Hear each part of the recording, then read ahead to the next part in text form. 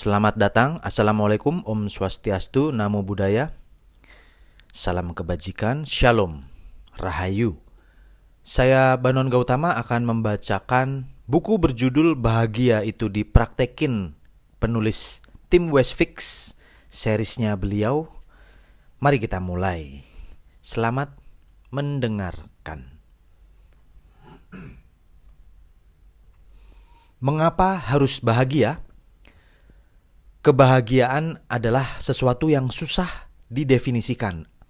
Akan tetapi, kebahagiaan juga merupakan kenyataan yang berlaku secara universal. Dan Anda boleh sampai pada sebuah kesimpulan bahwa sesuatu yang telah menjadi milik kita dan telah sehari-hari kita geluti, seperti halnya cinta, humor, rindu, dan semacamnya, memang susah untuk diterangkan dengan kata-kata. Kebahagiaan memang universal. Sejak kecil kita diasuh dalam sebuah pola alamiah yang meyakinkan kita bahwa situasi yang bahagia adalah situasi yang kita butuhkan.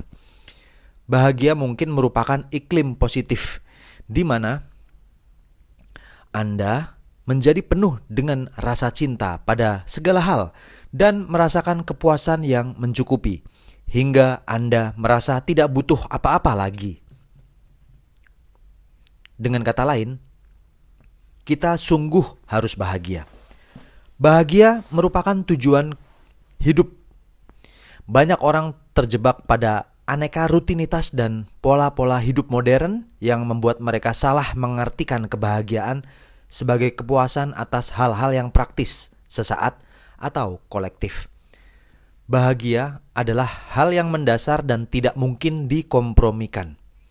Kebahagiaan tidak dapat dikompromikan dengan uang, misalnya, atau karir yang melesat, atau popularitas, atau teman-teman yang banyak. Mungkin untuk sesaat Anda merasa puas, tapi apakah Anda bahagia? Ada tokoh filsafat terkenal yaitu Albert Camus yang menganalogikan kebahagiaan sebagai kehangatan dalam diri pribadi. Bahagia adalah hati yang seperti musim semi, kapanpun dan dimanapun. Ketika salju turun pun, jiwa yang bahagia menghangatkan diri dan sekitarnya. Dari situ saja kita tahu, bahagia adalah keterampilan yang perlu dipupuk dan dikembangkan.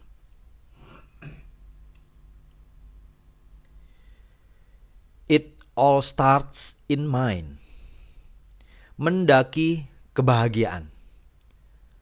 Abraham Maslow, 1908 sampai 1970, seorang psikolog yang sangat terkenal, menggambarkan kebahagiaan dalam sebuah piramida kebutuhan, the hierarchy of needs.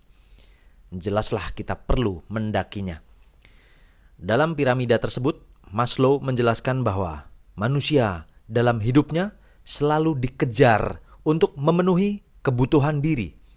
Dimulai dari kebutuhan fisik, yaitu udara, makanan, air, tidur, kehangatan, lalu rasa aman, yaitu stabilitas, keterjaminan, kesehatan, uang, dan lain-lain. Hingga berturut-turut cinta dan rasa dimiliki, penghargaan diri, pemerolehan pemahaman, pemerolehan keindahan, aktualisasi diri, dan transendensi diri. Jadi, jika Anda berpikir bahwa kebahagiaan adalah sesuatu yang tidak berkembang, tentu Anda keliru. Kebahagiaan seorang anak kecil tentu mencukupi ketika ia ada dalam keadaan kanak-kanak. Barangkali dengan sebuah mainan atau permen, anak-anak merasa sangat bahagia. Namun, itu tidak akan lagi menjadi yang utama setelah kita menginjak usia dewasa. Itulah yang dimaksud Maslow dengan piramidanya. Artinya, manusia akan selalu meningkat tuntutannya akan kebahagiaan. Pada akhirnya, Maslow menyatakan bahwa setiap dari kita memiliki tujuan hidup masing-masing yang secara unik sesuai untuk tiap-tiap pribadi. Pada tahap ini, biasanya pada tahap kita sudah dewasa, kita menjadi sadar bahwa kebahagiaan terpenuhi dalam misi jiwa kita. Maka dari itu, lagi-lagi, Kebahagiaan diawali dengan pengenalan yang sungguh-sungguh kepada diri sendiri. Yang paling mencengangkan adalah temuan Maslow bahwa pada titik paling atas terdapat pemenuhan kebahagiaan yang paling tinggi, yaitu transendensi diri. Ini dipenuhi dengan cara yang sangat unik, yaitu menolong orang lain, berbagi, bersedekah, dan terutama mengkaitkan diri dengan sesuatu yang di luar diri kita, dalam kurung yang biasanya bersifat permanen. Kebahagiaan adalah seperti mendaki gunung. Anda menjadi bahagia justru bukan dengan bersantai-santai. Untuk mengenali lebih jauh apa yang disebut bahagia, barangkali kisah Guido Orefice dalam Life is Beautiful dapat menjadi ilustrasi yang akan membantu kita mendaki kebahagiaan. Hidup ini indah, Joshua. Pada tahun-tahun ketika Nazi Jerman meluaskan sayapnya dan melakukan pembersihan besar-besaran terhadap orang-orang Yahudi, Guido Orefice yang adalah seorang Yahudi tak terkecuali menjadi korban. Memang ia tinggal di Italia, tapi sayangnya Mussolini juga setali tiga uang dengan semangat fasisme Adolf Hitler. Akibatnya, Guido harus dibuang ke kamp pengungsian. Guido dikenal sebagai pribadi yang periang sejak ia masih bujangan. Bahkan ia tidak sungkan melakukan hal-hal yang dianggap lucu, kolokan, demi meraih apa yang ia inginkan. Hidupnya terasa sudah lengkap kala itu. Ia memiliki istri seorang guru dan sebuah toko buku yang sederhana. Sayang, kini ia ditantang untuk membuktikan bahwa kebahagiaan yang ia miliki tidak bisa dihancurkan oleh siapapun, termasuk oleh kekejaman Nazi. Celakanya, kini ia dimasukkan ke kamp bersama anaknya, dan ia harus menyalakan kebahagiaan itu. Memang ia bertekad bahwa apapun yang terjadi di luar sana, itu adalah hal lain yang tidak bisa mengganggu jiwanya. Alhasil, dalam film itu, Guido tidak pernah tampak sekalipun bersedih ketika di kamp pengungsian. Ia berpolah seperti badut di depan anaknya, tidak peduli dengan kebengisan para penjaga itu. Ia mengajak anaknya untuk meyakini bahwa ini semua adalah sebuah permainan. Kebahagiaan kira-kira adalah seperti itu. Jika Anda menganggap kebahagiaan adalah sesuatu yang kita terima secara pasif, yang kita tunggu kedatangannya dari lingkungan di luar kita, kemungkinan Anda akan kecewa. Seperti Guido, kita diajak untuk menerima kehidupan ini secara seutuhnya. Hati kita yang perlu bersikap positif pada kehidupan. Guido perlu mendaki kebahagiaan sedemikian rupa, yaitu dengan cara membagikan musim semi di hatinya pada anaknya dan juga orang-orang di sekitarnya.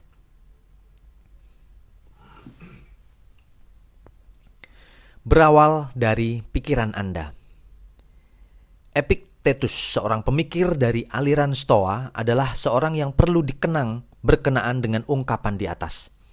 Sebagai seorang Stoa, dia percaya bahwa budi kita memegang peran utama terhadap kebahagiaan kita. Dalam pemikiran Epictetus, kesedihan merupakan kekeliruan pikiran kita. Mengapa? Kita hanya bisa sedih karena kita membolehkan kejadian-kejadian di luar kita untuk melukai diri kita. Sensasi kesedihan disebabkan pikiran kita sendiri. Pikiran membiarkan diri kita menanggapi dengan negatif hal-hal melanda kita. Bahkan alasan yang konyol sekalipun bisa membuat Anda tidak bahagia, andai pikiran Anda mengizinkannya untuk melukai Anda. Bagaimana prinsip dasar kebahagiaan menurut Epictetus? Hampir sama dengan yang dikatakan oleh kamus. Epictetus menjelaskan bahwa 1. Segala yang terjadi di luar kendali kita seperti cuaca, wabah, kesialan, sewajarnya tidak perlu kita risaukan. Kejadian itu melanda tanpa pernah permisi pada kita. Jadi kita tidak punya alasan untuk sedih Oleh karena itu, kita hanya perlu menanggapinya dengan wajar. 2. Reaksi-reaksi jiwa yang positif berjalan seturut kehendak pikiran kita. Hendaknya segala emosi sejalan dengan apa yang kita buat dan kita maui. Tidak ada siapapun yang bisa memerintahkan kita untuk bersedih atau bergembira kecuali pikiran kita sendiri. Satu hal yang perlu kita sadari di sini adalah Anda adalah tuan dari pikiran Anda sendiri. Bahagia adalah tanggung jawab Anda sendiri. Kutipan dari Abraham Lincoln, most folks are as happy as they make up their minds to be. Saya ulang, most folks are as happy as they make up their minds to be. Tahapan kebahagiaan menurut Maslow. Kebahagiaan seperti apa yang perlu didaki? Dalam tulisan di halaman sebelumnya terdapat ulasan tentang hierarki kebutuhan yang dirancang oleh Maslow. Apa saja persisnya yang terdapat di situ? Menurut Maslow, kunci kebahagiaan bisa dilihat dari tipe orang tersebut. Apakah orang tersebut termasuk seorang yang mampu mengaktualisasi dirinya? Adapun menurut Maslow, orang yang mampu mengaktualisasikan dirinya memiliki ciri-ciri, yaitu percaya diri, atau dalam kurung bukan sombong atau egois, mampu menikmati ketenangan, memiliki kebutuhan untuk berbagi dengan orang lain, dan memiliki selera humor yang cukup baik, serta kreatif dan unik dalam menyikapi kehidupan ini. Maslow mengatakan bahwa orang yang demikian adalah orang yang telah cukup paripurna dalam memenuhi hierarki kebutuhan hidupnya. Dia menyatakan bahwa kebahagiaan orang tersebut telah ia dapatkan secara penuh dalam setiap saat ketika ia memenuhi atau dipenuhi kebutuhan dirinya dalam setiap fase tersebut. Dalam setiap fase dinamai fenomena yang selalu ada di setiap manusia. Seseorang bisa mengalami yang dinamakan defisit atau surplus. Seseorang mengalami surplus ketika ia mendapatkan kecukupan, pemenuhan kebutuhannya. Sementara seseorang mengalami defisit ketika ia tidak merasa puas atau terpenuhi secara cukup. Setiap defisit maupun surplus memiliki peran masing-masing dalam kejiwaan seseorang. Hierarchy of needs. Physiological, yaitu makan, minum, udara, tidur, kehangatan, dan kebugaran. Safety, yaitu keamanan, stabilitas, kesehatan, rumah, uang, dan pekerjaan. Love and belongingness, yaitu penerimaan, persahabatan, kedekatan, dan relasi. Self-esteem, yaitu prestasi, pengakuan, hormat, kebolehan. Kognitif, yaitu pengetahuan, pemahaman, pengertian. Estetik, yaitu keindahan, keteraturan, kecantikan. Self-actualization, yaitu memenuhi potensi atau tujuan pribadi. Self-transcendence, yaitu berbagi, bersedekah, dan menolong orang lain. Lepas dari prinsip budi yang sifatnya rigid itu, kebahagiaan pada dasarnya sebenarnya bersifat elusif. Apa artinya elusif? Kebahagiaan itu mudah sekali berkelit jika kita kejar. Saya ulang, kebahagiaan itu mudah sekali berkelit jika kita kejar. Kebahagiaan itu sifatnya elusif. Konon, ada sebuah cerita tentang para murid yang datang dari tempat yang jauh pada seorang guru Buddhis. Rahib ini adalah seorang yang telah memutuskan untuk mengabdikan hidupnya untuk bertapa dan berdoa. Ia sendiri tidak pernah mengatakan dirinya sebagai orang yang suci atau tercerahkan. Hanya saja, orang-orang sudah terlanjur menganggapnya demikian. Salah seorang murid yang datang itu akhirnya bertanya pada sang guru. Ia bertanya, bagaimana cara menemukan kebahagiaan? Lalu guru itu berkata, Kebahagiaan itu seperti kupu-kupu, nak. Jika kau pernah mengejar kupu-kupu, tahulah kau betapa susahnya. Guru itu pun melanjutkan, kebahagiaan itu seperti kupu-kupu karena ketika engkau mengejarnya, kupu-kupu itu terbang begitu lincah. Ia mampu mengelak dari setiap gerakanmu. Sebaliknya, kadang engkau geram. Saat engkau diam, hewan itu mendekat. Itulah yang dimaksud dengan elusif. Susah dikejar karena pintar mengelak. Tapi pada saat-saat tertentu, ia datang begitu saja. Terutama ketika kita tidak mengejarnya. Sifat elusif dari kebahagiaan sebenarnya mengajarkan pada kita bahwa upaya untuk menemukan kebahagiaan adalah upaya yang harus dilakukan dengan sabar. Kadang ketika kita sudah gelap mata dan melulu mengejar membabi buta, kebahagiaan justru tidak kunjung datang. Barangkali karena kita lalu menjadi sangat terpaku pada hasilnya, dalam kurung pokoknya aku ingin bahagia. Kita jadi meremehkan faktor-faktor pendukung lainnya. Kebahagiaan harus diupayakan dengan santai dan tenang. Apakah saat ini Anda merasa aman? Resep bahagia yang pertama dari 4 adalah mengetahui apakah sekarang ini Anda sudah merasa aman. Perasaan aman merupakan salah satu landasan atau fondasi kebahagiaan Anda. Keamanan merupakan sesuatu yang sangat dibutuhkan untuk menjamin setiap orang. Tidak semua orang hidup dalam jaminan keamanan. Bayangkan bagaimana seseorang mampu merasa bahagia ketika ia selalu merasa terancam. Lagi-lagi, kita perlu bertanya pada diri sendiri secara jujur, sebab bisa jadi meskipun secara objektif tidak terdapat ancaman apapun, Anda tetap merasa tidak aman. Mungkin Anda merasa dikejar sesuatu. Di kantor terdapat politik kantor yang begitu menggelisahkan Anda atau semacamnya. Ada yang memasang tembok tinggi karena merasa tidak aman.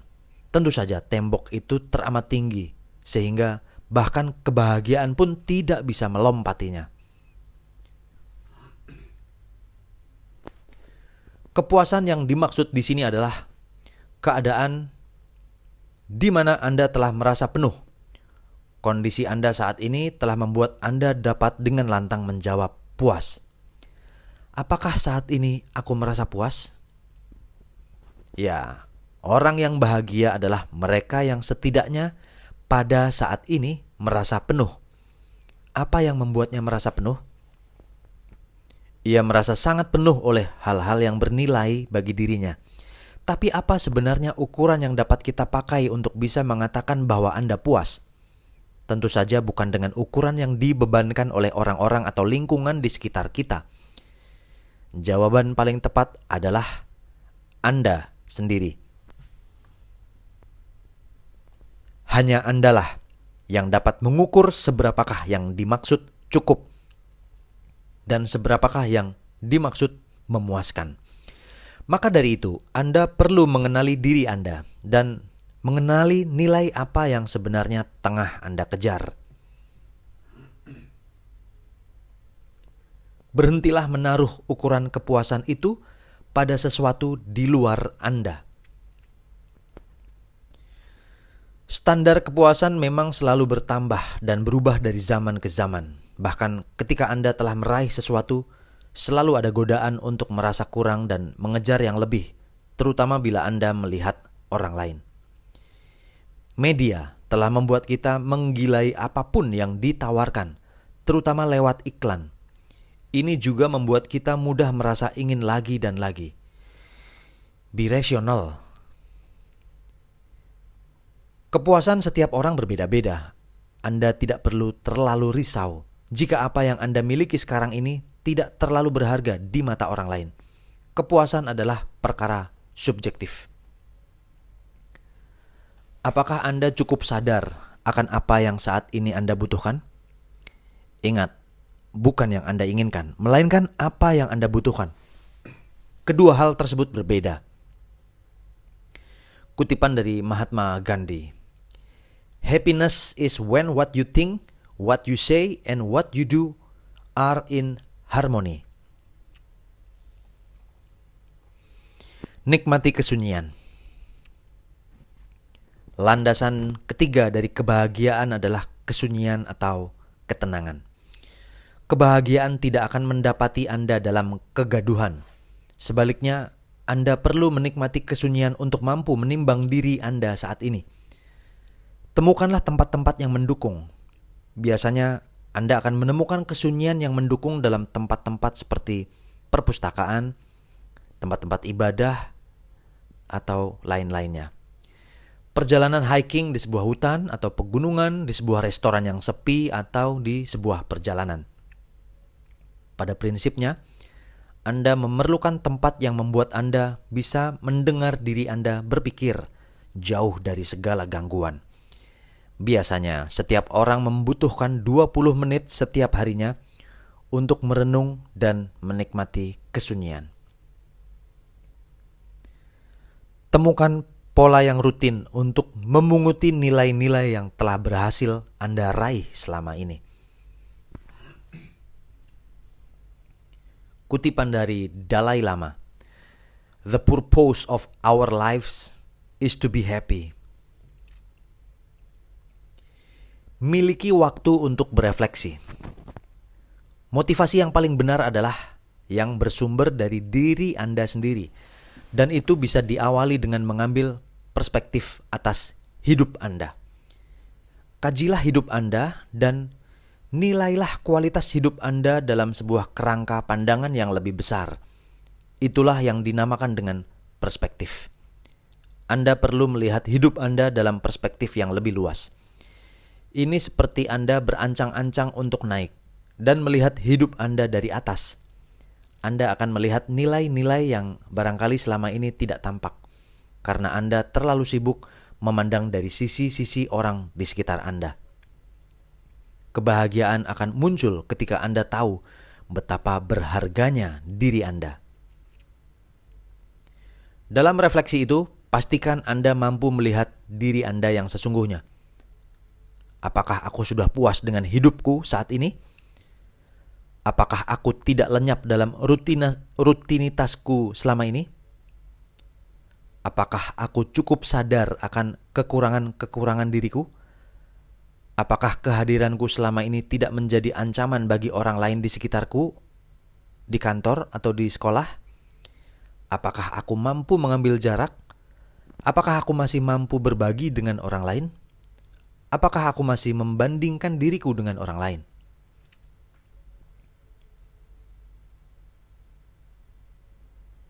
Jadilah orang yang optimistis. Orang yang bahagia biasanya memiliki cara pandang yang optimistis. Ketika melihat gelas yang terisi separuh air, ia akan cenderung melihatnya setengah penuh, bukan setengah kosong. Betul, kekecewaan adalah sebuah permulaan dari perasaan getir, yang pada dasarnya keadaan di mana Anda tidak lagi bisa melihat banyak hal positif yang ada di sekitar Anda. Sebaliknya, dengan bersikap optimis, Anda menjadi orang yang penuh harap. Dengan menjadi orang optimistis, Anda melihat masa depan dengan tatapan yang bercahaya. Dan ini menjadi modal untuk menjalani hari ini dengan lebih mudah. Mengapa Anda harus memiliki sikap optimistis? Orang yang optimistis cenderung lebih berprestasi secara akademik daripada orang yang pesimis. Sebab murid yang optimistis cenderung berpikir bahwa meraih prestasi itu mudah ketimbang murid pesimistis. Orang yang optimis tidak terlalu berpotensi untuk menjadi seorang pejudi yang kompulsif. Orang yang optimis cenderung mampu menentukan target atau tujuan hidup yang lebih jelas. Orang yang optimis lebih percaya diri. Orang yang optimis cenderung mengembangkan kemampuannya dalam memecahkan masalah. Orang yang optimis lebih ulet dan tekun dan menerima dengan senang hati datangnya kesempatan kedua. Orang yang optimis cenderung mudah bergaul secara sosial ketimbang orang yang pesimis. Berpikirlah Anda bisa, maka Anda bisa. Kebahagiaan berpusat pada kekuatan Anda dalam mengaktualisasikan diri. Oleh karena itu, semakin Anda mampu mengusahakan pemenuhan kebutuhan diri, semakin Anda bahagia. Sikap optimis ada dalam kemauan Anda, yaitu pertama-tama kemauan untuk menyadari bahwa Anda bisa. Ingat sebuah pepatah, cannot never could. Jika Anda berpikir Anda tidak bisa, sudah barang tentu Anda tidak bisa. Sebaliknya, Anda perlu meyakinkan diri Anda sendiri bahwa Anda bisa. Dengan begitu, Anda akan menjadi orang yang sangat bertanggung jawab terhadap terpenuhinya kebahagiaan dalam diri Anda sendiri. Optimism is empowering. It provides the energy needed to move mountains. Hadapilah sisi pesimis Anda. Apa jadinya kalau sebenarnya Anda selama ini adalah seorang yang terlanjur pesimis? Entah kenapa, Anda tumbuh sebagai orang yang sangat realistis dan cenderung skeptis. Bagaimana cara melawannya? Jika Anda adalah seorang pesimis, tentu Anda perlu berubah. Tidak ada yang perlu ditakutkan dengan hal ini. Jutaan orang di dunia ini tumbuh dalam sebuah budaya yang barangkali terlalu suram dan gelap. Tidak heran, bersikap pesimis tentu lebih aman. Menikmati dunia ini dengan sedikit saja menaruh harapan memang kurang beresiko, namun bukan berarti itu adalah pilihan yang menenteramkan. Beginilah cara yang tepat untuk melangkah menghadapi pesimisme diri Anda. Jangan dilawan, tapi ubahlah. Mulailah dengan menerima, bukan dengan melawannya. Akuilah bahwa Anda adalah orang yang memiliki kecenderungan berpikir negatif. Lama-kelamaan, Anda akan bisa berlalu dengan pemikiran baru. Baliklah pemikiran Anda. Orang yang pesimis cenderung berpikir begini, aku akan melakukan hal ini, meski aku tahu ini susah. Baiklah. Jadinya aku tahu ini susah, tapi aku akan melakukan ini. Ini akan membuat Anda lebih siap. Bergaulah dengan orang-orang yang optimis. Dengan menempatkan diri Anda di antara orang-orang yang berpengharapan, Anda akan terkondisikan dengan iklim positif. Buatlah perencanaan dan target-target. Untuk bersikap optimis, Anda perlu memerangi keraguan Anda sendiri. Dan secara sistematis, ini berarti Anda perlu mengambil waktu untuk membuat perencanaan. Pilihlah pikiran yang membahagiakan. Jika Anda menginginkan kebahagiaan dan menginginkan lebih awet muda, maka Anda perlu memilih untuk berpikir tentang hal-hal yang membahagiakan. Bukan itu saja, Anda perlu mengambil sudut pandang yang membahagiakan pula. Menurut seorang peneliti tentang kebahagiaan, Martin E.P. Seligman, seseorang direktur di sebuah pusat psikologi di Universitas Pennsylvania, orang yang positif adalah orang yang memiliki optimisme yang di atas rata-rata. Dr. Seligman mengatakan kita memiliki bukti bahwa orang yang optimis hidup lebih lama, dan itu ditempuh dengan memilih berpikir positif, berpikir yang membahagiakan. Tangkis energi-energi negatif dari perkataan atau kejadian di sekitar kita dengan berespon secara positif. Inilah kekuatan orang optimis. Kutipan dari Dr. Seuss. Do not cry because it is over, but smile because it happened.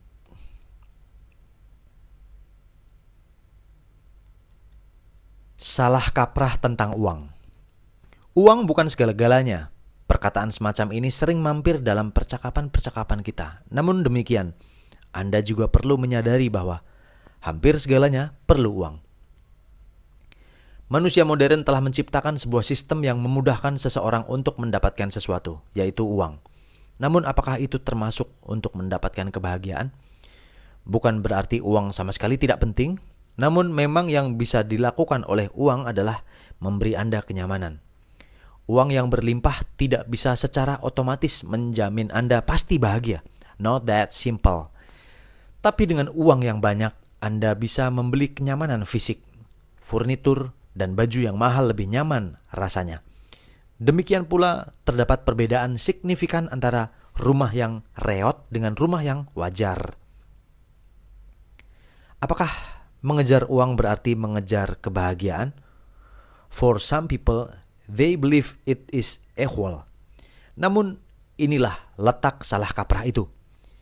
Jika waktu Anda terserap sedemikian besar pada karir hingga Anda tidak punya kesempatan berlibur, bercengkrama dengan keluarga, rasanya hidup menjadi hampa. Dalam kehampaan semacam itu, uang tidak bisa menggantikan. Uang adalah sarana, bukan tujuan. Uang memang mampu menghimpun dukungan. Maaf, saya ulangi. Uang memang mampu menghimpun dukungan. Memang uang tidak menjamin Anda akan bahagia, tapi uang memampukan Anda untuk memperoleh dukungan atau support. Inilah yang disebut sebagai emotional comfort. Dukungan-dukungan dari orang lain membuat Anda merasa nyaman. Contohnya, bila Anda orang yang kaya atau sukses, berapa banyak orang yang akan mendengarkan nasihat dan usulan Anda. Bahkan jika pendapat Anda adalah pendapat yang ringan, iseng dengan humor, yang sebenarnya tidak lucu, bukankah orang tetap mendengarkan Anda? Selain itu, uang yang Anda miliki juga dapat Anda manfaatkan untuk membayar aneka layanan ketika Anda sedang di masa susah. Dengan uang Anda bisa mendapatkan layanan konsultasi dari psikolog. Dengan uang Anda bisa mendapatkan layanan konsultasi dari para psikolog. Dalam kurung saat Anda merasa hampa, Anda mendapatkan layanan lawyer yang baik. Anda bisa berkonsultasi pada ahli gizi dan segala macam lainnya. Inilah bentuk-bentuk dukungan yang bisa Anda dapatkan. Semakin Anda memiliki uang yang mencukupi, Anda semakin mampu untuk memanfaatkannya demi mengarahkan hidup Anda pada kebahagiaan. He that is of the do everything may doing everything. Saya ulangi. He that is of the do everything may doing everything. Opinion money will be suspect of for money. Kutipan dari Benjamin Franklin. Uang dalam kurung memang mampu memberi kebebasan. Selain menghimpun dukungan, uang juga mampu memberi Anda kebebasan. Inilah yang selalu didegungkan ke telinga kita pada masa ini. Anda merasakan kebahagiaan jika kebebasan Anda terjamin, dan bentuk kebebasan tersebut bisa dalam berbagai macam format. Uang Anda memiliki tugas untuk membuat Anda merasakan kebebasan tersebut. Oleh karena itu, Anda boleh mengumpulkan uang demi kebebasan tersebut. Dengan uang yang Anda miliki, Anda mendapatkan aneka kebebasan. Bebas dari kecemasan finansial, Anda boleh merasa aman dari kecemasan besok akan makan apa ya? Bebas untuk mengejar apa yang Anda mau. Anda tidak perlu terpaku pada plot karir tertentu, asalkan Anda punya uang yang mencukupi. Bebas untuk mengambil resiko. Asalkan Anda punya uang cukup, Anda boleh meninggalkan pekerjaan Anda untuk mencoba-coba keberuntungan di tempat lain. Bebas untuk berlibur ke Pulau Komodo, Maladewa, Bahama, Hawaii. Menyenangkan bukan? Bebas untuk memiliki anak berapa saja. Kecemasan finansial tidak jadi halangan bagi Anda untuk memiliki keturunan lebih dari satu. Bebas dari utang. Sangat nyaman rasanya tidur tanpa terbebani oleh pikiran melunasi hutang. Kutipan dari Benjamin Franklin lagi. Money has never made man happy, nor will it. There is nothing in its nature to produce happiness. The more of it one has, the more one wants. Meskipun uang memiliki kekuatannya yang membuat Anda nyaman, tapi uang bukan hal yang utama demi kebahagiaan. Ada faktor-faktor yang lebih penting yang sudah Anda lihat di puncak hierarki kebutuhan Maslow. Tetapi uang bukan kebahagiaan itu sendiri. Uang adalah sarana. Kreativitas dan pikiran kitalah yang mampu mengarahkan kekuatan uang tersebut. Jangan sampai sebaliknya. Uang menjadi tokoh yang menyetir kehidupan Anda, sehingga hidup Anda tidak ubahnya seperti mesin. Anda tentu sering mendengar cerita seorang nelayan yang sedang menikmati hidup. Ada seorang nelayan yang tengah bersantai di siang yang terik. Datang seorang pebisnis yang dengan sombongnya menyalah-nyalahkan nelayan itu. "Mengapa bermalas-malasan sih, Pak?" kata pebisnis itu. Ia menceramahi nelayan itu bahwa seharusnya ia bekerja mencari ikan sebanyak-banyaknya sehingga ia bisa membeli kapal dan menjadi bos para nelayan. "Oh, dengan begitu kamu bisa menjadi kaya raya seperti saya," kata dia. Nelayan menjawab, "Lalu setelah kaya, ya, kamu bisa menikmati hidup ini."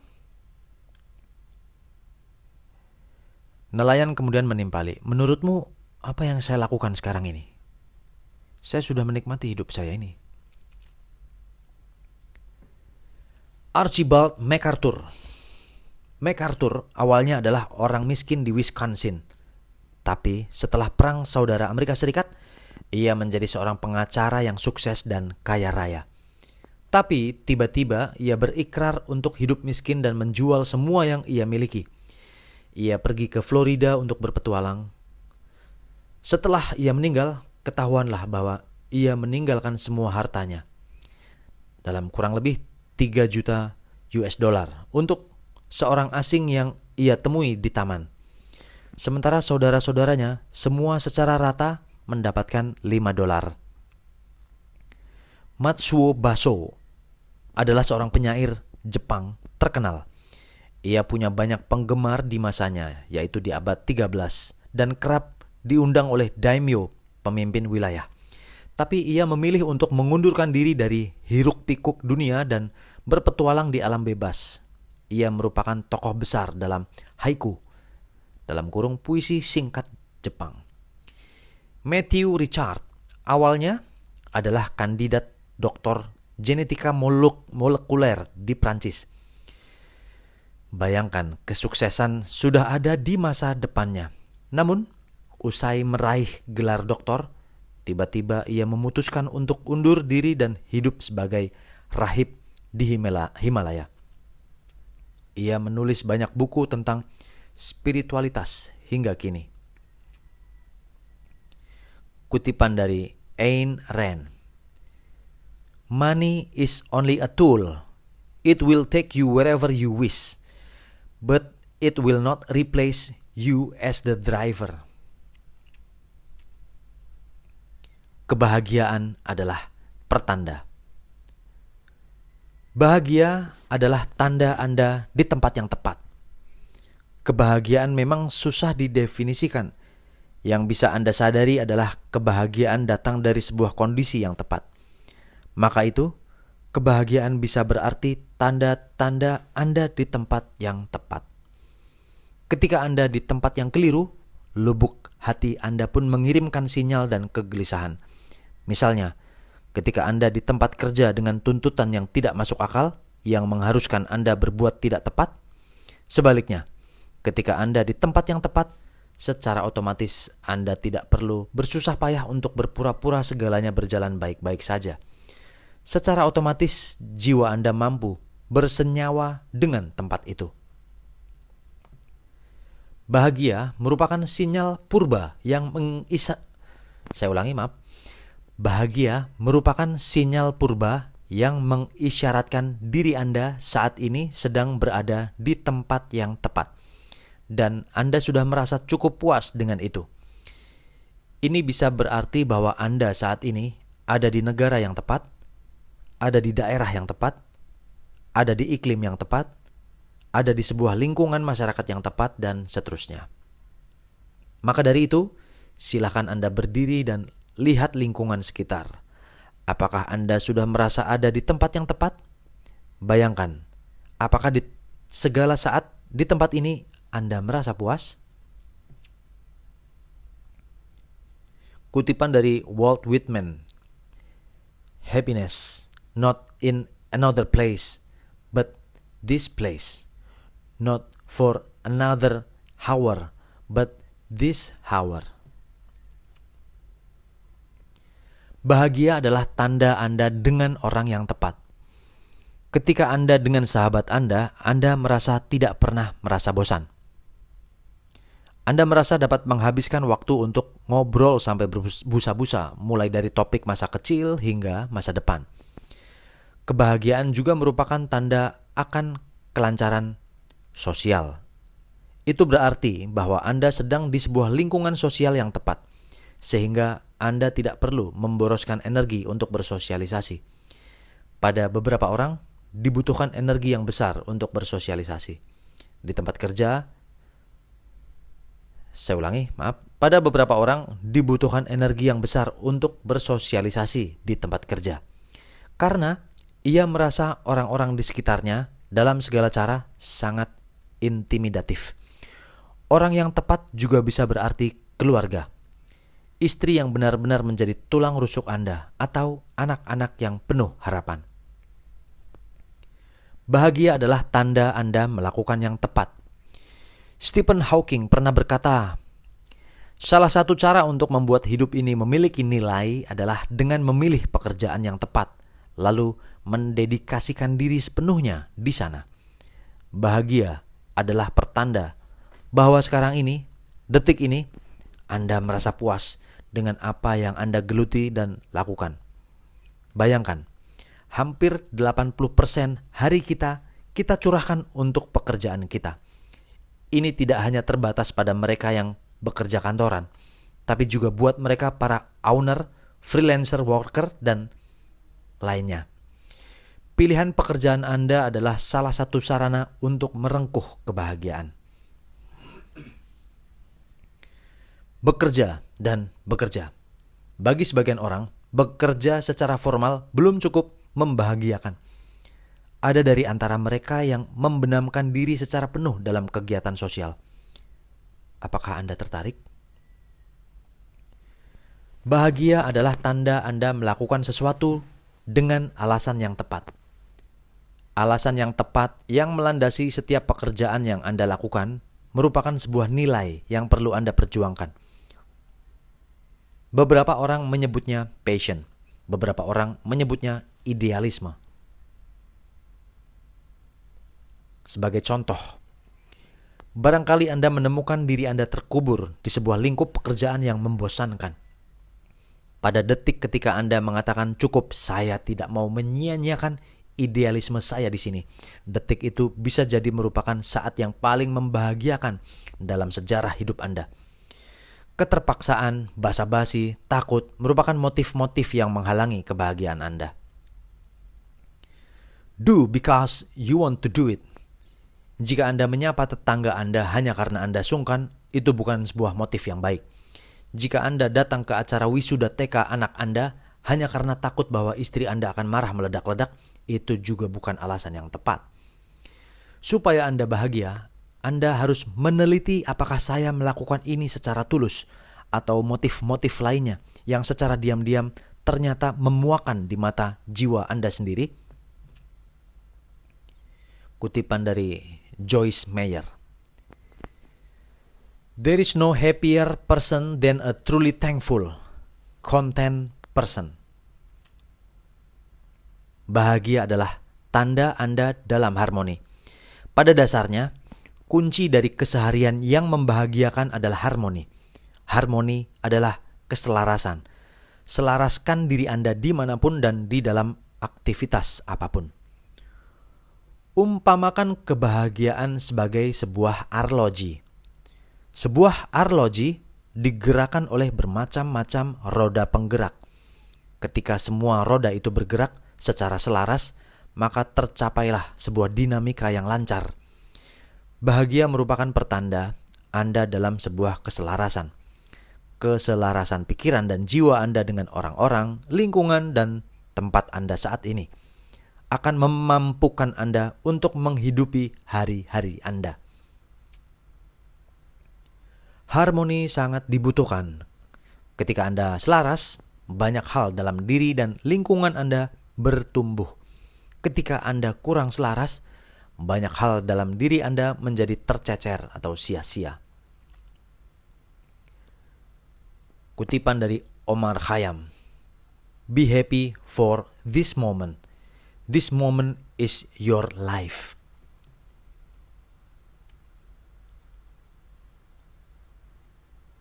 Be that self which one truly is. Soren Kierkegaard 1813 sampai 1855 adalah seorang filsuf yang mengatakan bahwa dari hari ke hari tantangan setiap orang adalah untuk memeluk identitasnya secara utuh. Itulah cara untuk bahagia. Menurut dia, kehampaan dunia ini ada bermacam-macam. Maaf, saya ulangi. Menurut dia, kehampaan di dunia ini ada bermacam-macam. Namun, level terendah dan yang paling sering ditemui adalah orang-orang yang punya ide yang keliru tentang siapa dirinya yang sesungguhnya. Orang ini juga tidak benar-benar mengenali potensi dirinya, dan mereka menginginkan untuk menjadi seperti orang lain. Misalnya saja, Anda ingin sekali menjadi seorang dokter, tapi itu didorong oleh takutnya Anda mengakui bahwa Anda sebenarnya lebih suka menyanyi. Jika kelak Anda gagal, Anda merasa kalut. Jika kelak Anda sukses, Anda pun belum tentu bahagia. Menurut Kierkegaard, satu-satunya cara adalah sejak dini Anda harus menerima diri Anda apa adanya. Sejak dini Anda harus tahu apa yang ingin Anda lakukan dengan hidup ini. Kierkegaard mengatakan, to will to be that self which one truly is indeed the opposite of despair. Ketika Anda berhenti menolak diri Anda yang sesungguhnya, siapapun itu, kekalutan dan kesedihan akan segera menghilang. Lepas bebas. Ivan Pavlov 1849 sampai 1936 pernah melakukan sebuah percobaan yang sangat terkenal terhadap anjingnya. Ia selalu membunyikan metronom setiap kali menyajikan makanan pada anjingnya. Setiap kali makanan itu datang, anjingnya akan memberi respon dengan mengeluarkan air liur. Ia melakukan ini berulang-ulang. Lama-lama hanya dengan mendengarkan denting metronom tanpa menyajikan makanan pun, secara otomatis anjing tersebut mengeluarkan air liur. Respons dan rangsangan. Ini yang menjadi inti dari hasil penelitian psikologi tingkah laku atau behaviorism. Artinya, perilaku atau metabolisme bahkan masa depan dapat diatur dengan pengkondisian. Apakah demikian halnya dengan Anda? Apakah selama ini Anda merasa naik turun emosi Anda dikondisikan oleh orang lain atau kejadian-kejadian tertentu? Apakah Anda takut ditolak oleh teman Anda hingga Anda selalu mengorbankan aspirasi Anda? Apakah Anda sering tidak bisa tidur hanya gara-gara dikecewakan teman sendiri? Lepas bebas adalah keadaan di mana Anda menolak segala pengkondisian dari luar.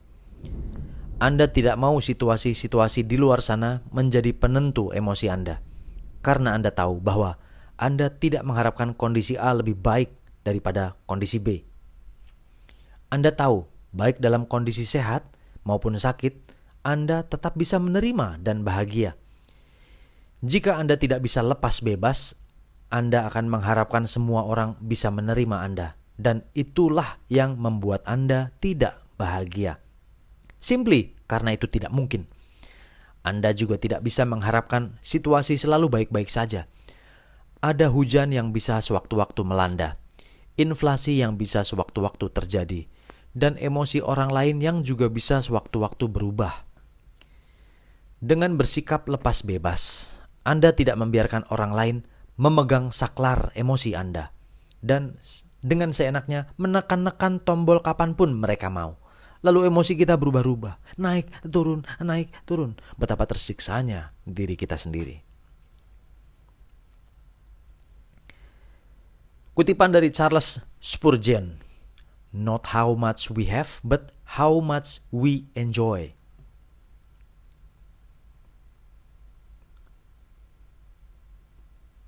Mengobati luka. Anda mungkin memiliki luka batin yang lama Anda pendam. Memang itu membuat Anda menjadi kurang bahagia, sebab Anda cenderung memendam luka tersebut dan berpura-pura itu sama sekali tidak terjadi. Semua orang mengalami hal-hal yang tidak menyenangkan. Ilmu psikologi menyebutkan bahwa pada usia kurang lebih 0-15 tahun, sebuah kejadian yang tidak menyenangkan dapat menjadi luka batin. Pada usia tersebut, otak manusia sedang melakukan pengumpulan data dan kita belum mempunyai kekuatan yang optimal untuk menerima pengalaman-pengalaman sakit. Biar begitu, semua orang merasakannya. Untuk mengobatinya, hanya ada satu cara yang efektif, yaitu dengan menerima diri apa adanya. Ingat saja, semua orang pernah terluka. Dari yang terparah, masih ada yang lebih parah lagi. Kedewasaan adalah sebuah kelahiran baru. Manusia terlahir kembali ketika menjadi dewasa. Itulah yang dikatakan oleh G. Stanley Hall 1844-1924. Dan menjadi dewasa salah satunya adalah dengan tulus menerima diri apa adanya, termasuk menerima pengalaman buruk yang pernah Anda alami. Tulis tujuan hidup Anda. Hidup Anda haruslah mengarah pada sesuatu. Tulislah apa yang menjadi tujuan hidup Anda, baik sekarang maupun di masa datang. Tidak semua orang terbiasa untuk menuliskan tujuan hidup Anda. Ada juga yang berdalih bahwa hidup tidak perlu terlalu kaku dengan rancangan-rancangan dan perencanaan. Lebih baik mengalir saja. Meskipun demikian, tujuan hidup, life's goal, bisa menjadi identitas diri Anda. Karena Anda jadi tahu apa yang Anda inginkan. Sebagai orang yang sudah dewasa, Anda perlu merumuskan apa yang Anda inginkan. Mulailah dari hal-hal yang sederhana. Profesi apa yang Anda inginkan? Apa yang Anda ingin lakukan untuk meraih kebebasan-kebebasan, baik fisik maupun spiritual? Anda tidak perlu merasa mual ketika tahu Anda menuliskan hal-hal yang terkesan muluk dan abstrak. Ketika berbicara tentang idealisme, memang hal ini akan terjadi. Tulis saja dan sadarilah sepenuhnya bahwa hal-hal yang terkesan muluk bisa Anda capai. Dan ketika itu tercapai, kebahagiaan yang Anda rasakan pun tidak main-main. Kutipan dari Dale Carnegie. Happiness does not depend on any external condition. It is governed by our mental attitude. Hiduplah dengan tulus hati. Menjadi bahagia adalah merasa bebas dengan siapa diri Anda. Dengan merasa bebas, Anda menghidupi kehidupan ini secara tulus, tidak dibuat-buat. Biasanya sangat tidak mudah bagi kita untuk hidup secara tulus. Kehidupan modern menawarkan aneka macam pelapis dan topeng melalui banyak hal. Walaupun demikian, hati tidak bisa dibohongi. Ada beberapa hal yang harus dibayar demi topeng-topeng tidak perlu tersebut. Tentu saja, pada akhirnya ongkos emosinya lebih besar. Anda dapat memeriksa apakah Anda telah menjalani hidup ini secara tulus hati. Apakah Anda terlalu sering marah? Marah sering merupakan tanda bahwa Anda sedang mengalami suatu konflik dan sampai pada titik frustrasi. Barangkali kesalahannya bukan pada orang lain, tapi pada diri Anda. Apakah Anda sering merasa tegang? Tubuh kita memiliki kaitan yang erat dengan emosi. Ketegangan juga menjadi tanda bahwa tubuh sedang mempertahankan diri dari ancaman. Barangkali Anda mempertahankan diri supaya orang lain tidak mengenal siapa Anda yang sesungguhnya. Apakah Anda terlalu sering meminta maaf? Apakah Anda sering merasa kecil hati, takut, dan kecewa? setiap saat? Apakah Anda sering menghindar dari orang lain? Apakah Anda sering teramat malu dan menutup diri ketika terluka? Apakah ada sesuatu hal dari diri Anda yang membuat Anda malu dan tidak ingin dilihat oleh orang lain? Kutipan dari T. Harv Eker. Money is a result. Wealth is a result. Illness is a result. Your weight is a result. We live in a world of cause and effect. Berhentilah menyenangkan semua orang. Orang lain tidak memegang peran utama dalam diri Anda. Kita memang makhluk sosial, tapi hey, itu bukan berarti Anda mengorbankan otoritas individual Anda. Prinsip paling dasar dari kebahagiaan adalah kita tidak bisa membuat semua orang bahagia. Tidak ada satu orang pun di dunia ini yang bisa berperan seperti itu. Bahkan matahari pun juga mendapat kritikan dari orang yang merasa kepanasan. Maka dari itu, Anda perlu menyadari bahwa toleransi memang nilai yang baik dan bukan berarti Anda harus kehilangan diri Anda. Jangan pernah mau ditindas perasaan atau dorongan untuk mengampuni diri berlebihan hanya karena Anda ingin supaya semua orang menyayangi Anda. Terkadang Anda harus menerima bahwa perasaan didukung adalah sebuah ilusi, tidak nyata karena sesungguhnya Anda berkorban terlalu besar. Pegang erat keyakinan positif Anda. Keyakinan adalah penerimaan bahwa sesuatu adalah benar adanya, terutama sesuatu hal yang tanpa bukti. Keyakinan positif adalah percaya bahwa segala sesuatu mengarah atau menuju pada hasil atau hal yang baik adanya. Keyakinan memang berbeda dengan hukum, misalnya hukum gravitasi, sebab hukum merupakan sesuatu yang berlaku universal dan telah terbukti benar adanya. Sebaliknya, keyakinan murni merupakan sesuatu yang kita tanamkan pada budi kita.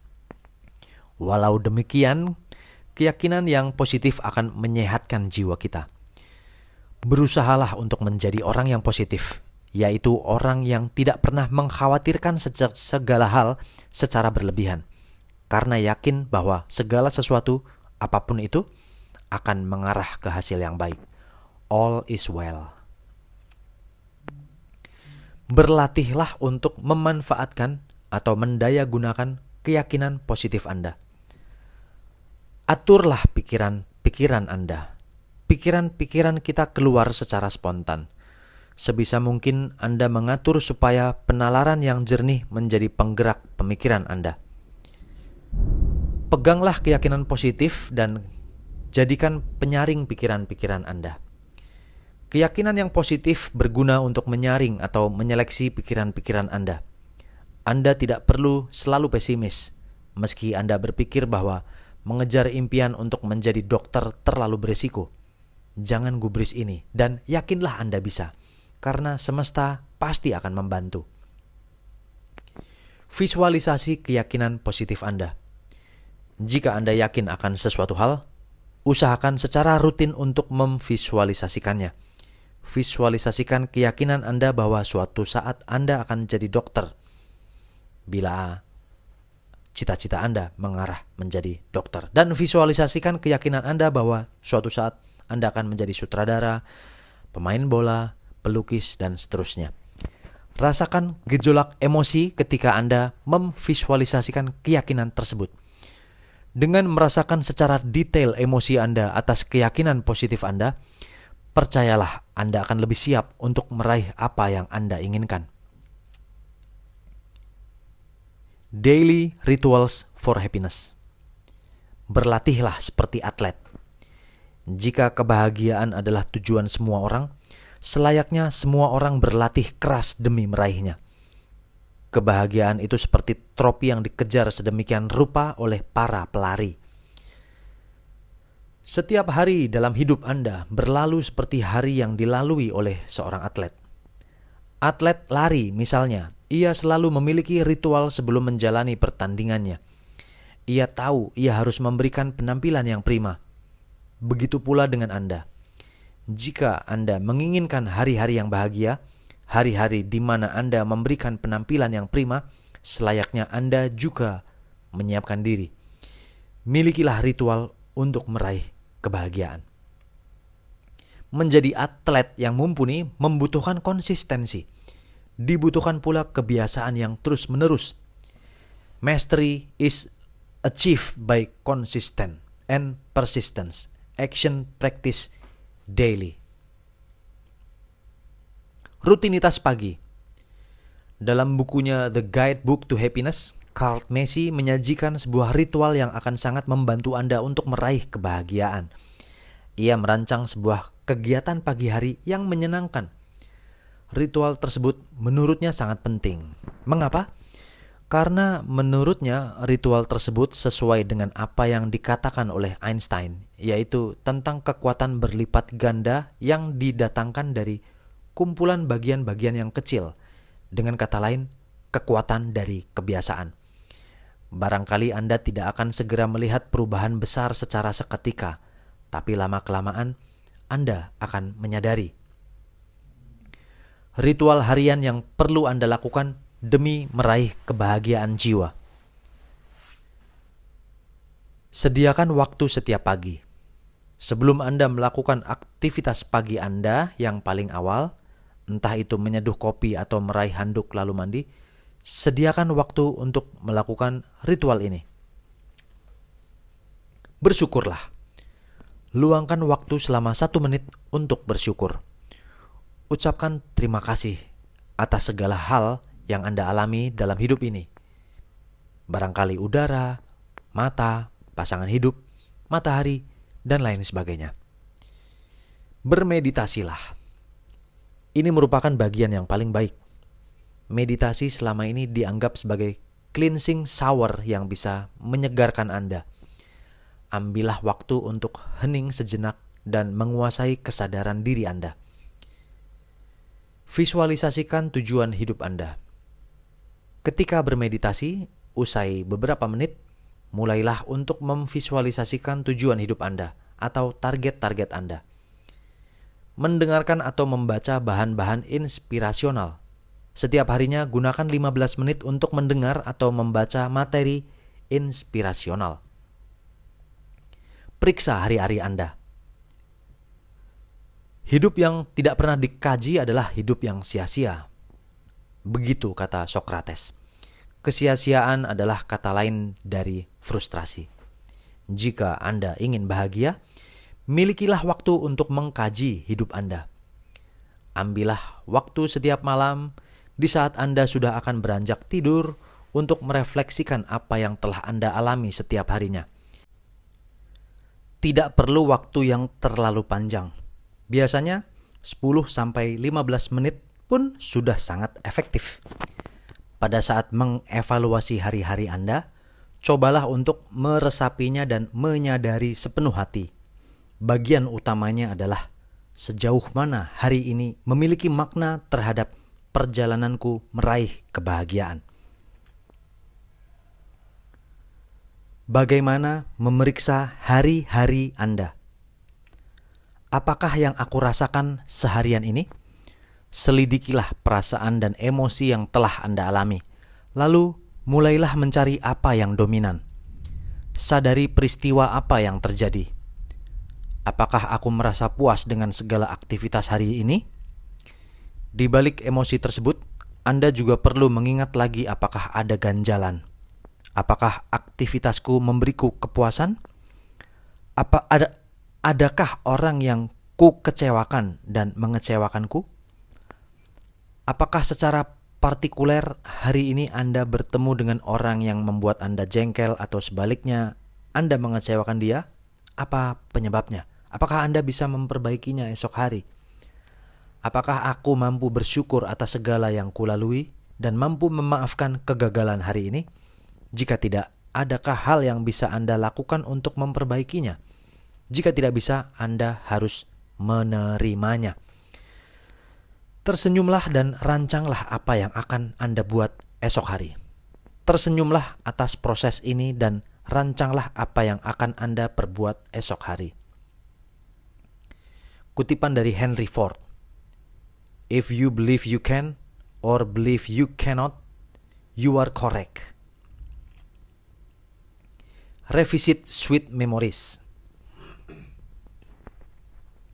Bagian dalam diri manusia yang paling bertanggung jawab terhadap emosi adalah memori. Ingatan kita adalah kekuatan kita untuk merasa bahagia atau mengesampingkannya. Ambillah waktu, entah setiap hari atau seminggu sekali, untuk mengenang lagi momen-momen manis dan membahagiakan dalam hidup Anda. Luangkan waktu untuk mengenangkan orang-orang terbaik dalam hidup Anda. Buatlah daftar orang-orang yang berjasa untuk diri Anda, lalu kenangkanlah peristiwa-peristiwa tersebut. Ingatan akan hal-hal yang manis akan membuat Anda bersemangat. Ambillah foto atas peristiwa-peristiwa kebersamaan, ketika bersama keluarga, teman baik, atau teman di kantor. Simpanlah di album dan Anda memiliki memori kebahagiaan yang terdokumentasi. Kutipan dari Buddha. Let us rise up and be thankful, for if we did not learn a lot today, at least we learn a little. And if we did not learn a little, at least we did not get sick.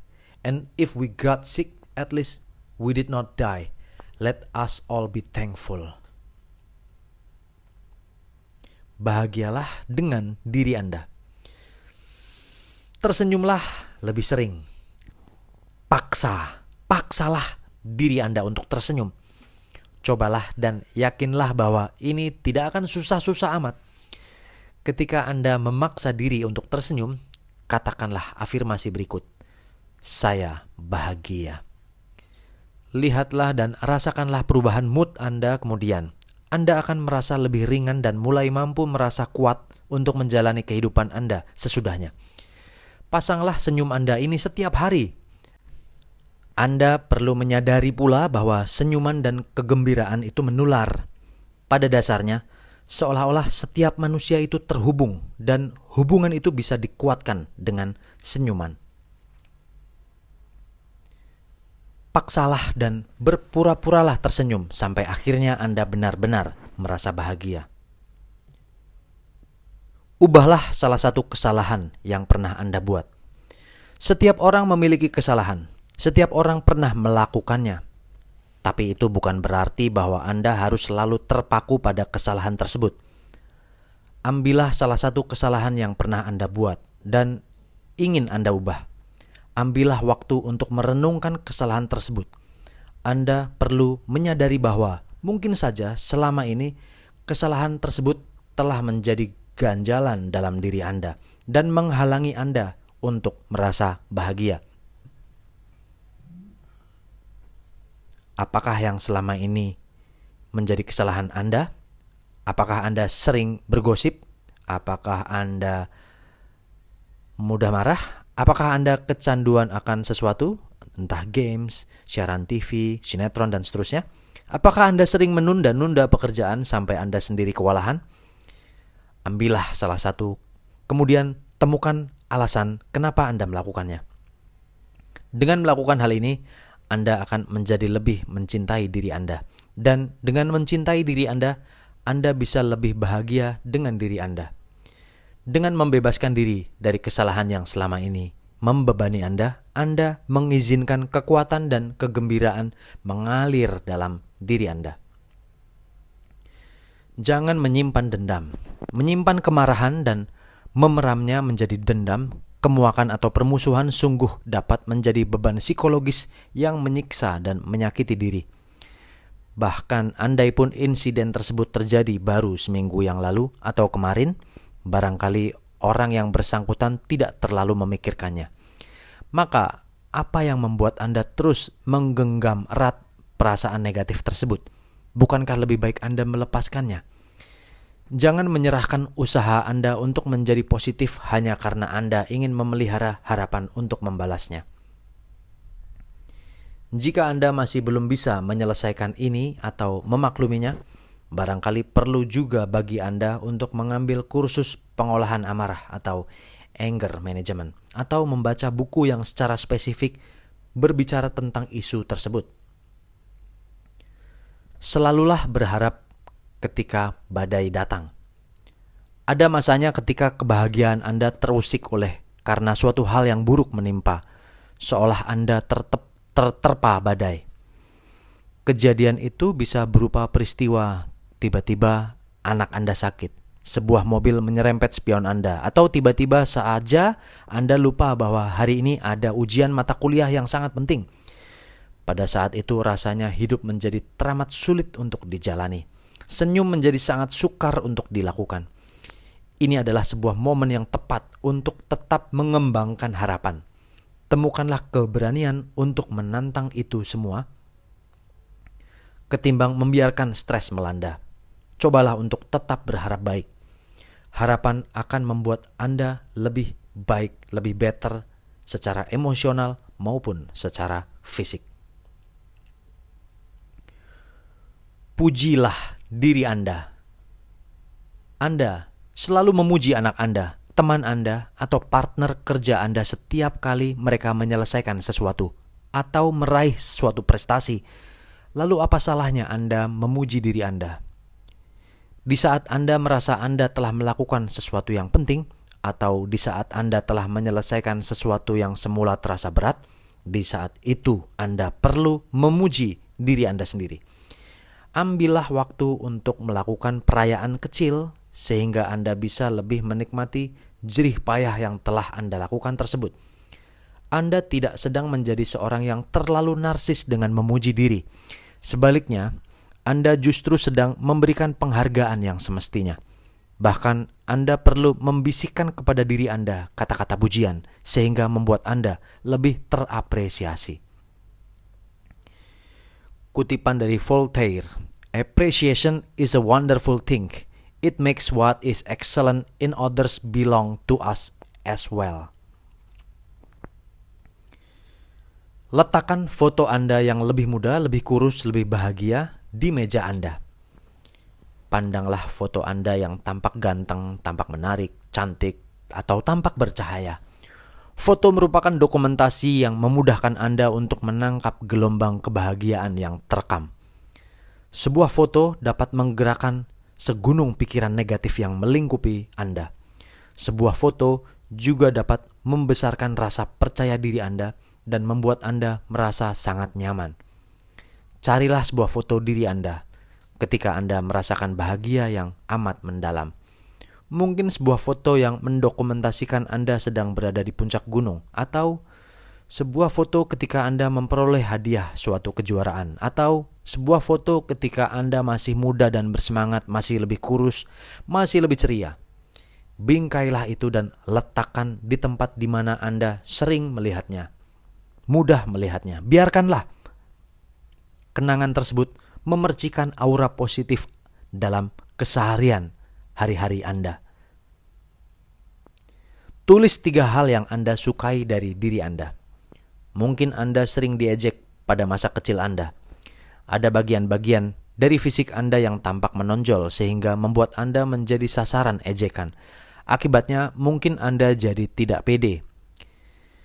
Self-esteem atau penerimaan diri merupakan bagian yang sangat penting dalam mengolah kebahagiaan. Ingat, kebahagiaan sama sekali tidak berkaitan dengan anggapan atau kritikan orang lain. Oleh karena itu, jika itu adalah jerawat Anda yang terlalu merata atau hidung Anda yang terlampau bengkok, bukan berarti Anda membiarkan faktor tersebut menghalangi Anda untuk bahagia. Pikirkanlah 3 hal yang sangat menarik dan mengagumkan dari diri Anda. Tidak peduli pada pendapat orang. Selama ini itulah yang menjadi kebanggaan Anda. Hal-hal tersebut tidak harus berupa sesuatu yang bersifat fisik.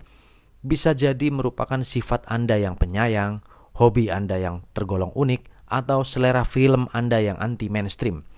Tuliskan itu dalam sehelai kertas. Masukkan itu dalam dompet, atau tempel di bawah bingkai foto Anda, atau lekatkan di cermin di pembatas buku. Ini akan mengingatkan Anda betapa uniknya Anda. Kutipan dari Albert Schweitzer. Happiness is nothing more than good health and a bad memory. Perkaya hidup Anda. Kebahagiaan dalam hidup ini bersumber dari tindakan dan kegiatan Anda. Secara logis, semakin Anda memperkaya kegiatan Anda, semakin terbuka luas kebahagiaan yang bisa Anda raih. Setiap pialang saham punya kata yang didengungkan tanpa henti pada kliennya, yaitu diversity, diversify, dan diversify. Ini merupakan mantra yang selalu menjadi kunci kemenangan para investor. Sama halnya dengan diri Anda, dengan semakin kayanya kegiatan Anda, kehidupan Anda semakin berwarna, jaringan pertemanan semakin meluas, dan kepercayaan diri serta kepuasan pun tercipta. Perkayalah kegiatan Anda, misalnya dengan beberapa hal seperti menjadi sukarelawan, menghadiri pertemuan-pertemuan lingkungan, memelihara hewan, membuat resep otentik, mengikuti book club, mengoleksi sesuatu, mengumpulkan foto-foto jadul di sebuah album, lalu memberi komentar di bawahnya, mengorganisir reuni, berkunjung ke pameran-pameran seni, dan lain sebagainya.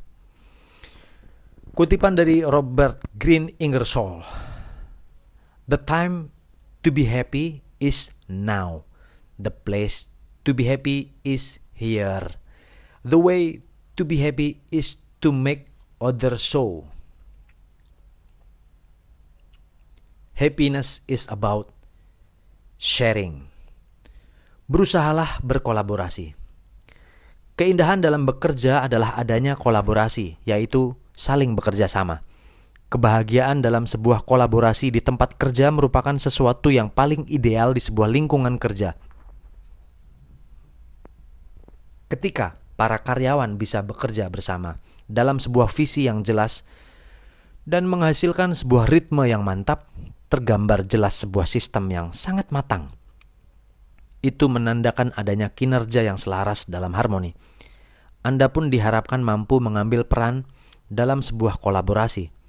Upayakan untuk mewujud nyatakan sebuah kolaborasi. Integrasikan diri dan ide-ide Anda bersama dengan rekan-rekan yang lain sehingga seluruh energi bisa terpusatkan. Dan ketika Anda bisa meraih prestasi bersama, Anda akan merasa sangat bahagia. Kolaborasi menghasilkan ide-ide baru. Dalam sebuah kolaborasi, setiap pihak merasa bebas untuk mengusulkan aspirasinya. Dalam sebuah kolaborasi yang baik, tidak ada ide atau opini yang mendominasi. Kolaborasi menandakan adanya saling menghargai antar pihak. Sebuah kolaborasi membuat orang saling menghargai, karena mereka tahu semuanya menjunjung nilai kebersamaan. Kolaborasi menuntut adanya komitmen masing-masing. Dengan adanya kolaborasi, Anda dan teman-teman akan merasakan kehadiran yang sejati dari setiap rekan kerja. Semua rekan adalah bagian dari solusi. Kolaborasi berarti berjalan bersama-sama. Ini akan menihilkan politik kantor karena semuanya saling berjalan bersama dan tidak ada saling iri dan dengki. Sikap positif dalam bekerja. Salah satu kunci untuk menjadi bahagia dalam lingkungan pekerjaan tentu saja dengan mengembangkan sikap positif. Membangun sikap positif dalam bekerja adalah dengan mencari titik keselarasan antara struktur atau peraturan yang ada dengan kebebasan. Yang dimaksud dengan struktur di sini adalah segala peraturan formal maupun informal dan segala kode etik yang mengatur sikap seluruh karyawan.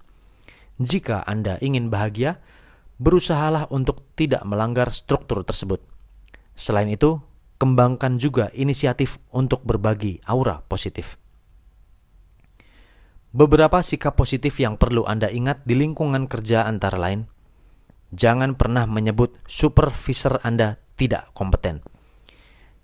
Jangan lupa untuk berkata maaf dan terima kasih ketika berinteraksi dengan siapa saja. Selalu menjadi orang yang mudah bergaul. Hindari sikap terlalu personal dalam pekerjaan. Teman-teman Anda tidak terlalu berminat untuk mengetahui masalah pribadi Anda secara detail. Ingatlah bahwa sejelek-jelek bos Anda, hormatilah selalu, perlakukan sebaik-baiknya. Upayakan untuk bekerja hanya di tempat kerja. Batasi diri untuk tidak melebar hingga ke rumah. Jangan mengkorupsi waktu. Siap sedia membantu rekan kerja Anda tanpa terlihat terlalu turut campur. Kutipan dari Thomas Merton, "Happiness is not a matter of intensity but a balance, order, rhythm, and harmony." Penuhilah janji-janji Anda. Salah satu cara untuk membagikan kebahagiaan adalah dengan memegang teguh apa yang Anda janjikan. Seperti halnya pepatah, janji adalah utang. Ketika Anda menjanjikan sesuatu kepada seseorang, Anda tengah menjual diri Anda. Mata uang yang dipakai dalam proses ini adalah harapan dan kepercayaan. Anda memberikan kepada orang lain harapan dan mereka membayarnya dengan kepercayaan. Tentu ini bukan barang yang murah. Oleh karena itu, penuhilah janji Anda dan buat diri Anda bahagia karena berhasil mempertahankan kepercayaan orang lain. Dan buatlah orang lain tetap mempercayai Anda. Pasang telinga baik-baik untuk pergulatan orang lain. Di sekitar Anda ada kisah-kisah yang tersembunyi.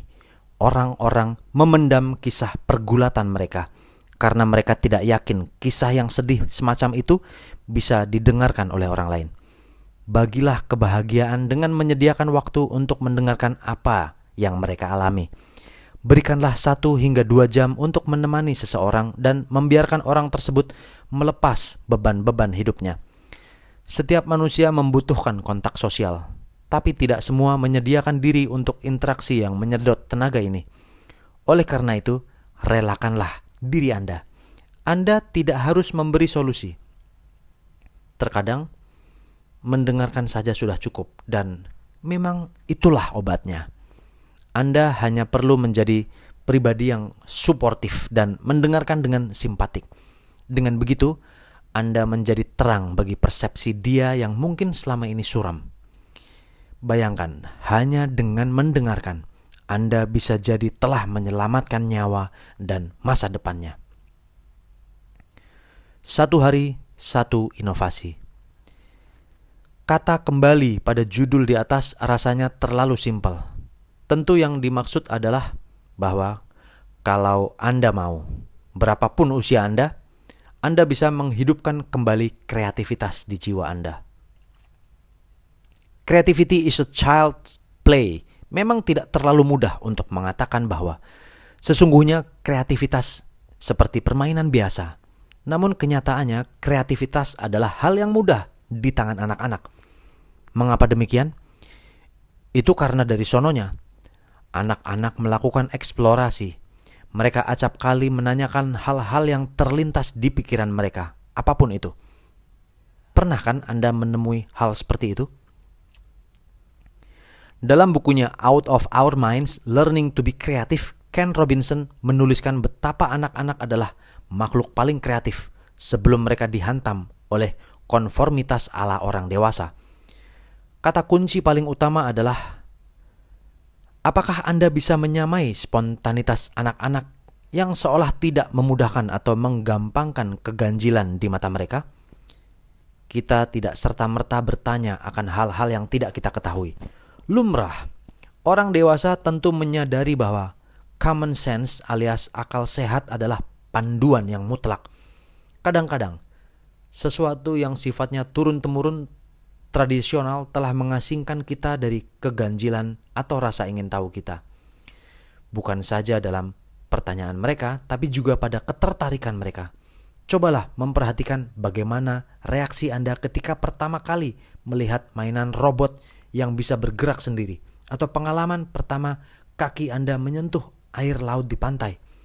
Segala sesuatunya datang untuk pertama kali, belum menjadi rutinitas yang lumrah. Tengoklah kiri kanan dan berkenalanlah. Karena kebahagiaan juga berarti menyadari bahwa semua orang terikat dalam persaudaraan, maka tidak ada salahnya untuk bersikap ramah. Ada sebuah pepatah Cina yang sangat terkenal. Di sini tidak ada orang asing. Yang ada adalah kawan yang belum kita kenal. Maka itu cobalah melempar percakapan dengan seseorang yang Anda tidak tahu. Cobalah untuk membantu jika orang ini Anda temui dalam perjalanan. Siapa tahu dia sedang dalam kesulitan. Ketahuilah, semakin Anda terbuka pada orang baru, semakin Anda merasa aman. Anda tidak pernah tahu hingga Anda membuka mulut dan bercakap-cakap dengan mereka. Dalam percakapan, tersalurlah energi yang membahagiakan jiwa. Kutipan dari Seneca, "True happiness is to enjoy the present without anxious dependence upon the future." Undanglah teman makan malam. Ada kalanya Anda perlu mengundang teman untuk makan malam bersama di rumah Anda. Ini merupakan kegiatan yang mengasyikkan dan memberi semangat satu sama lain. Manfaatkan hari libur atau waktu senggang pada akhir pekan untuk membuat masakan yang spesial. Lalu undanglah teman Anda untuk datang dan berbahagia bersama. Saling mengobrol dengan teman dapat membangkitkan lagi ingatan tentang masa lalu, bernostalgia dan melongok kembali masa-masa manis pada waktu lalu. Selalulah berdoa. Kebahagiaan memuncak pada pemenuhan akan kebutuhan yang bersifat transenden. Oleh karena itu, jangan lupa untuk berdoa. Seberapapun kekuatan Anda tetap membutuhkan adanya kekuatan permanen dan kekal untuk mendukung kelangsungan hidup Anda. Tuhan harus selalu Anda posisikan ada di puncak hidup Anda, sebab Dialah yang memberikan jaminan atas eksistensi diri Anda. Selalulah menyisihkan waktu untuk berdoa kepada Tuhan, terutama untuk memasrahkan apa saja kepada Dia, Sang Pemberi kehidupan. Kutipan dari Mother Teresa, "Never travel faster than your guardian angel can fly." Jangan rakus. Kata rakus mungkin terlalu keras, namun itulah kenyataannya. Jika Anda ingin bahagia, Anda perlu membatasi diri untuk tidak terjebak pada keinginan Anda sendiri. Rakus adalah sebuah kata yang tepat untuk mewakili segala kecenderungan untuk mengejar kenikmatan secara eksesif. Rakus juga bisa berarti ambisi yang terlalu berlebihan. Perlu diingat, ini akan membuat Anda silau, sehingga pikiran Anda hanya akan dipenuhi dengan keinginan pribadi. Anda perlu melatih diri untuk mengatakan, cukup. Bahkan ketika Anda merasa ingin mengulang-ulangi sebuah cerita yang baik, mengesan, menyentuh di hadapan teman, bisa jadi cerita tersebut justru terdengar memuakan. Rakus juga menandakan seseorang sangat narsistis. Ia ingin mendominasi orang lain dan tidak bisa menerima segala sesuatu apa adanya. Coba ambil waktu sejenak untuk melihat kembali apa yang telah Anda miliki saat ini. Jika Anda merasa sudah cukup, berarti memang cukup. Dan ingatlah, segala pengalaman membahagiakan yang sebenarnya tidak butuh untuk dilebih-lebihkan lagi. Hal-hal apa yang saat ini aku syukuri? Nah, halaman belakang ini dipenuhi oleh checklist hal-hal yang Anda harus tulis dan diisi dari nomor 1 sampai 10. Pertanyaan-pertanyaan seperti hal-hal apa yang sangat Anda syukuri, hal-hal yang sangat mengganggu kebahagiaan Anda, siapa teman-teman terbaik Anda, apa yang ingin Anda raih dalam hidup ini, 1 sampai 10, listnya, checklist, dan 10 hal yang ingin Anda raih selama hidup, hal yang Anda bagikan secara cuma-cuma untuk orang lain, 1 sampai 10, dan kutipan paling berharga tentang kebahagiaan menurut Anda, 1 sampai 10. Terima kasih telah mendengarkan audiobook berjudul Bahagia Itu Dipraktekin, karya tim Westfix. Mohon maaf atas kekeliruan pembacaan saya, kesalahan nada, tanda baca, dan belibet mungkin di tengah-tengah. Terima kasih, mohon maaf semuanya. Assalamualaikum, Om Swastiastu, Namo Buddhaya, Shalom, salam kebajikan. Sampai bertemu di buku-buku selanjutnya. Damai.